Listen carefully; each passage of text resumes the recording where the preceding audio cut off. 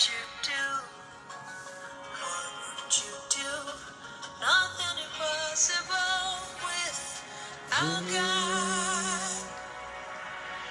You do not lie, you do not fail. What is hard for you to do? It doesn't exist. It can never exist. You do not lie, you do not fail. What is hard for you to do? It doesn't exist. It can never exist. According to your knowledge and your will for me, what you say you have done, I just need to align you.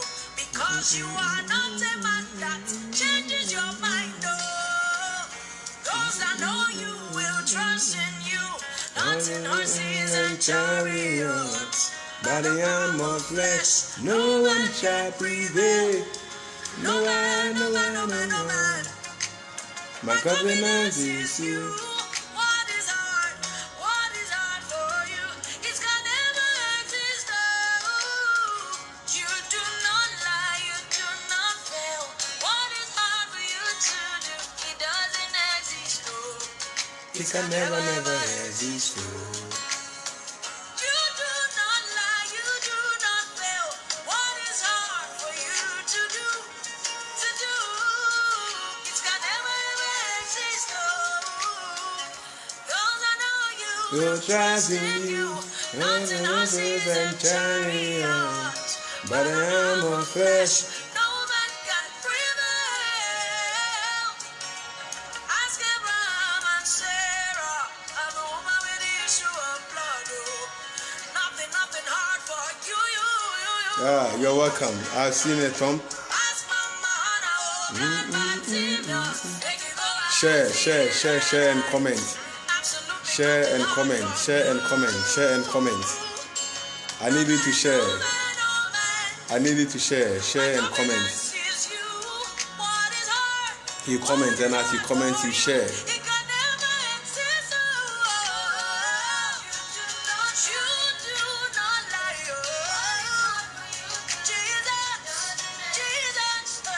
It can never exist. You don't have the ability. You don't know how to fail. It is not in your capacity to fail.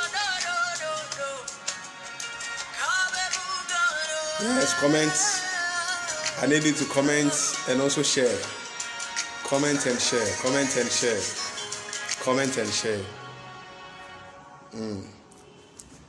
Once again, you're welcome to this platform.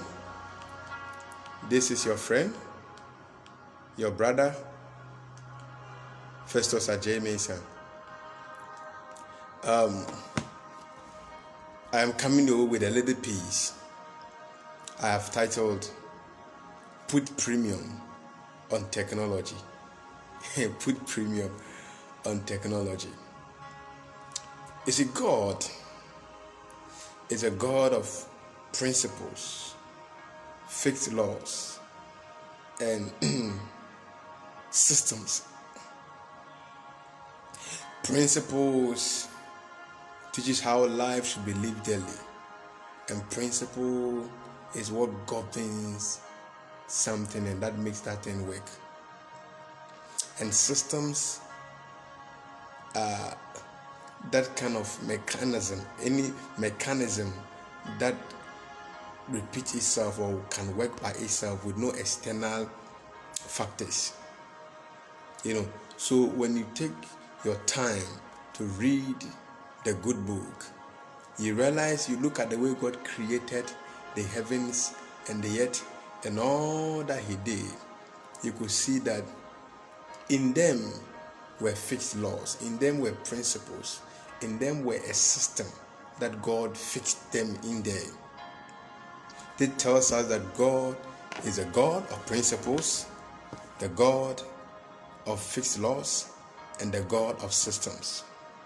So if you take the human being, for example, you come to realize that the whole framework of human beings is a system. It's a system. In human beings, we have the digestive system. We have the respiratory system. We have the immune system. We have the circulatory system. We have the auditory system. We have the cardiovascular system. We have the skeletal system. We have the reproductive system. We have the lymphatic system. We have the urinary system. And if we look at in creation and in nature, we have the ecosystem.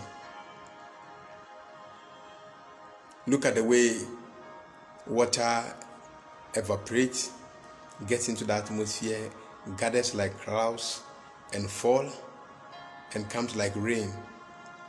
It's a system. It is a system. So now men came to realize that in history we call them the friends of wisdom. They decided that they will not put their faith into the hands of gods. So they began to study. And they came out with so many laws, the law of cause and effect, and other laws. And this is one of the things they discovered. They realized that to solve problems, one of the keys to solve problems is the ability to develop systems. Why? Because in their studying of nature, they discovered that nature is made up of systems.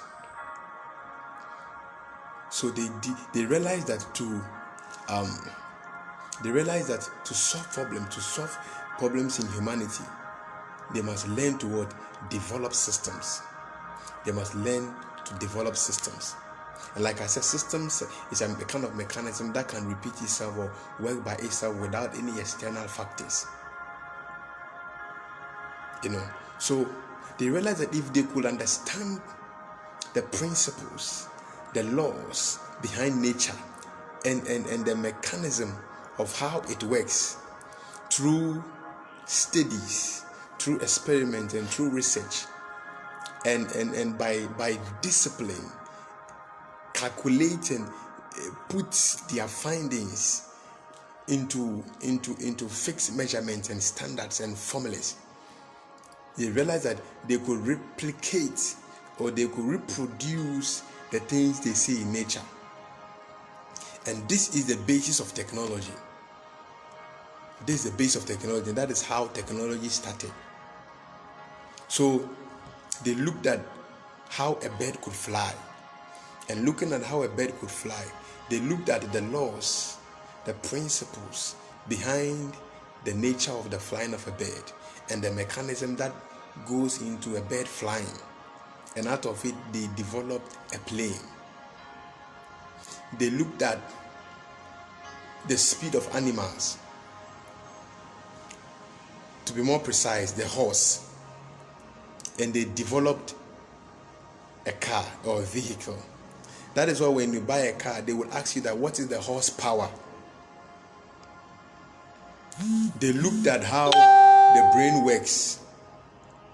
They look at how the brain works, and through that they develop what we call the computer. So they will look at nature. As they look at nature and the principles, the laws and the mechanism that goes into it, then they develop a system out of it. And when they develop a system out of it, then they're able to build something. When build that something, that thing becomes a technology. So that is why people can go on and keep on producing vehicles. They can go on, continue to produce aeroplanes. People can go on and produce computers. Why? Because it has become a system. They've been able to discover the principles, the mechanism that goes into it, and by discovering it, they've been able to put it into measurement, and they've been able to put it into formulas, and by that they've been able to build a system. And because it has become a system, they can now repeat itself. That is why when you give birth to a child, you don't need to he just have to breathe. Why? Because the respiratory system is already in him or her. So technology then is neutral. It is neither evil nor good. Just like putting on clothes is neutral, it's neither good or evil. The road we use, it is neither good or evil. So anyone who possesses neutral things controls a certain amount of power, a certain amount of authority. There are a lot of things he controls in the universe and in the atmosphere. With technology, we reduce the time, the resources, and the energy we put in doing a lot of things. It helps in accomplishing things in an easy way. Supposing you have to travel to Accra or to Nigeria or to Benin, decide to walk, and it will take you a long time. But take an aeroplane, board a vehicle, and in some few hours, you find yourself there.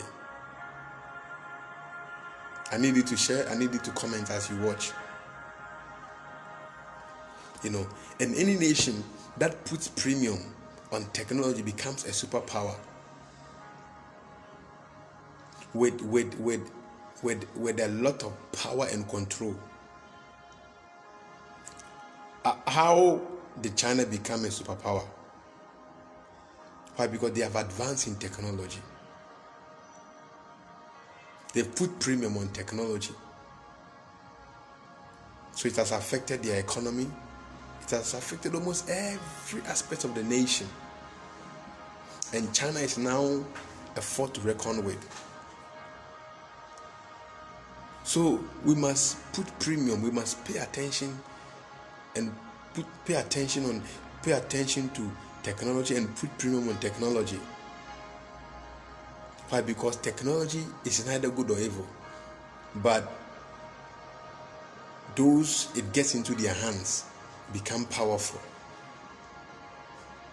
And we are in the age of technology. That is why you must understand the seasons and the times we are in. Then put premium on technology. Because there are lots. You see, there were things we knew that those things could only be done by witchcraft. But take time and do an analysis, a critical analysis.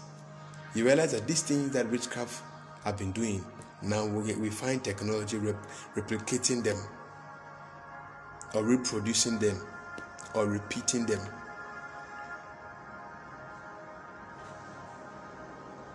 Then it used to take somebody with witchcraft to travel from here to overseas. Then we'll return, we'll come back. But by the technology of aeroplane, you can travel overseas and come back in some few hours and in some few days. Look at electricity. Those are times these magicians, they will come and they will conjure some fire on their tongue, physical fire. But electricity has the power. It produces even a better fire than that fire produced by magic and witchcraft. So we need to put premium, and we must put premium on technology, because it's the backbone of any civilization. It is the backbone of any civilization. Put premium on technology.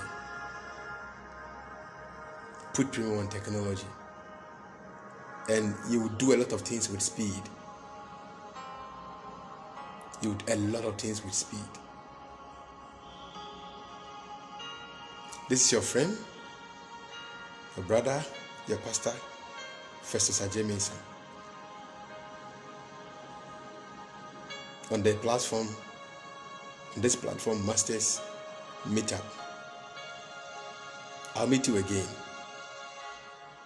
Bye-bye for now.